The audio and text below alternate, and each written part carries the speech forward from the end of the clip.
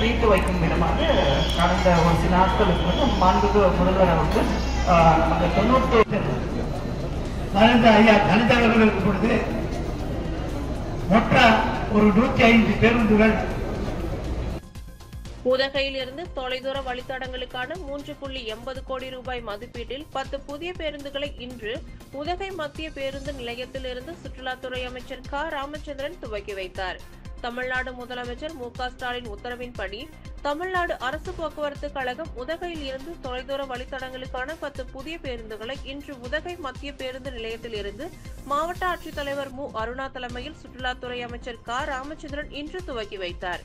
குறிப்பாக உதகையில் இருந்து தொலைதூர வழித்தடங்களான திருச்சி, மதுரை, தேனி, சேலம், ஈரோடு, கண்ணனூர், கள்ளிக்கோட்டை மற்றும் பாலக்காடு போன்ற வழித்தடங்களில் இயக்கப்படும் பழைய பேருந்துகளுக்கு பதிலாக 3.80 கோடி ரூபாய் மதிப்பீட்டில் 10 புதிய பேருந்துகள் இன்று முதல் இயக்கப்படுகிறது. தொலைதூர பயணம் செய்யும் பொதுமக்கள் இந்த புதிய பேருந்துகளை பயன்படுத்திக் கொள்ளலாம் என சுற்றுலாத்துறை அமைச்சர் க ராமச்சந்திரன் தெரிவித்தார். இந்த மழை கடந்த ஒரு வார காலமாக பருவமழை மிகவும் கனமாக பெய்து வருகிறது.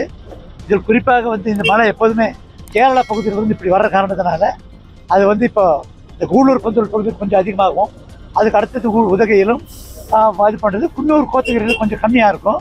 இது தொடர்ந்து இப்போ அழிச்சிட்டு வருது. இதுக்காக மாநில பேரிடர் நிவாரண குழுக்கள் 3 குழு வந்திருக்கு.